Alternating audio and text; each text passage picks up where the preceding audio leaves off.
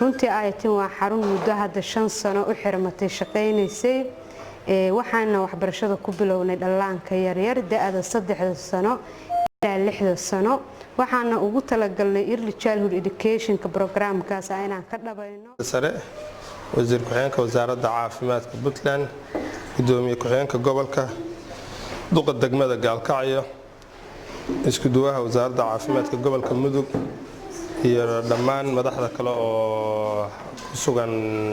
xaruntan ayatin oo maanta soo booqanay intii aad baan uga mahadcelinayaa sida quruxda badan ayatin noo soo martaqaaday iyo ardayda quruxda badan ugu soo dhaweysay soo booqdo xarunta ayatin oo ah xarun lagu xanaaneeyo oo lagu baro noloshu waxa ay tahay aqligoodana lagu kobciyo waan xaruntii ugu horeysay sida aan filayo deegaanada Puntland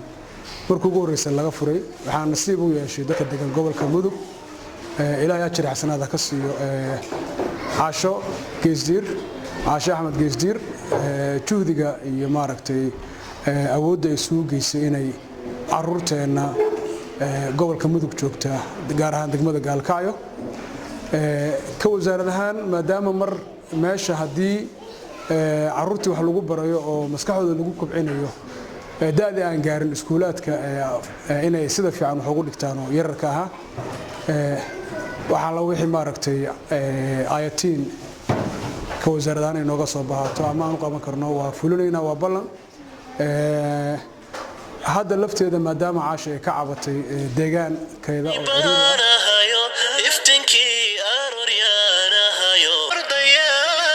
ورحمة الله وبركاته. ما تحدثنا حرنتي آياتين حنانة عرورة آياتين كاسو عن ما أنت نقوم برتقاد عاشة ما سنت عاشة سيدا وعنا نقوم برتقادي أولنا هذه هوري والله إيمان جري ويكون هالسنتين في نجوه الرئي لو جسوا بقضي أنا جمركا سان هوري كوجو شيء مرة بعد أو في شرح لنا هاي وزارة عافمات قبل يسيب جود هان وزير كعافمات كنلجوا كحيان كعافمات كنلجوا وحنا لنا هاي أنه كوزارة عافمات أو في شرح كلنا نسوي gudoomiye ku-xigeenka gobolka isduwaha caafimaadka isduwaha wasaaradda waxbarashada gobolka Mudug maamulka xarunta ayatin dhammaan ka soo qaybgalayaasha munaasabadan ardayda assalaamu calaykum waraxmatullaahi wabarakaatuh iyo saxaafadda inta ka bacdi saakay waxaan booqasho ku nimid xarunta barbaarinta ama xanaanada carruurta ee magaalada Gaalkacyo oo ay mas'uul ka tahay furtayna waqti badan ku bixisay Caasha Axmed Geesdiir runtii xaruntan waxaa ka socda shaqo aad iyo aad loo mahadiyo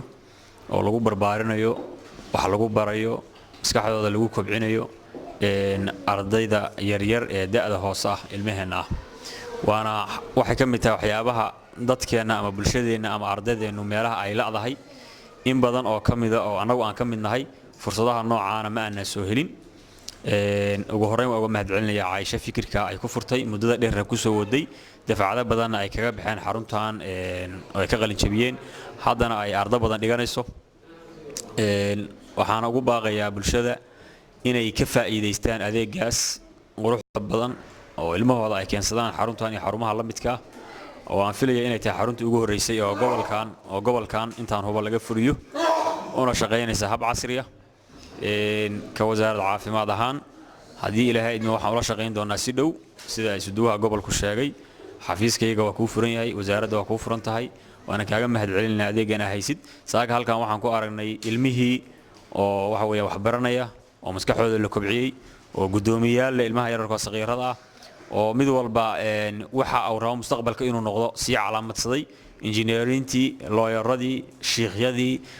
takhaatiirtii mid walba wixii uu jeclaa oo waxa weeyaan hadeer loo sii tababarayo nidaamkooda iyo waxa weeyaan qaabkooda iyo say u fakarayaan iyo maasha Allah dhan walba maskaxdooda laga kobciyay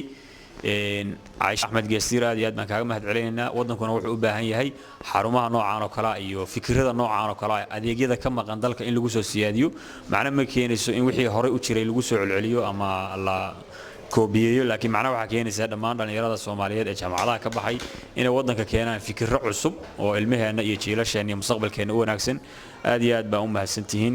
maanta markii ugu horeysay aan soo booqanay xarunta weeyaan inkastoo Caaisha aan aad iyo aad qof aan isu naqaan ay tahay wax isla soo baranay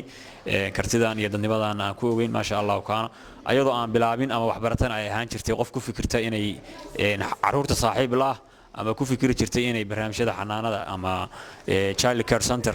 inay wadanka keento ay ku fikiri jirtay ayadoo wax barata ay ka dhabaysay waa ku faraxsanahay waxaan jecelnahay ama rajaynaynaa xaruntan xarumo la mid ah inay ayadoo aan xaruntan oo aayatiin oo goboladii oo dhan gaadhay oo magaalooyinkii kala garooway Boosaaso iyo Laascaano iyo dhammaan Soomaaliya oo dhan xarumo iyo barnaamijyo ku yeelatay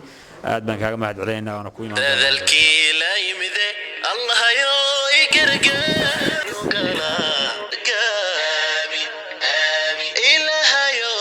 jumaya koriimada caruurteena iyo habka caruurteena ay maaragtay sanadka uu ka koraayo ilmuhu maskaxaan iyo garaad ahaan oo u koro iyo boqolkiiba cunuga intuu yar yahay inta uu ka koro muhiimaduna waxay tahay in wada jir bulshada u fahamto mustaqbalka caruurta iyo korriimada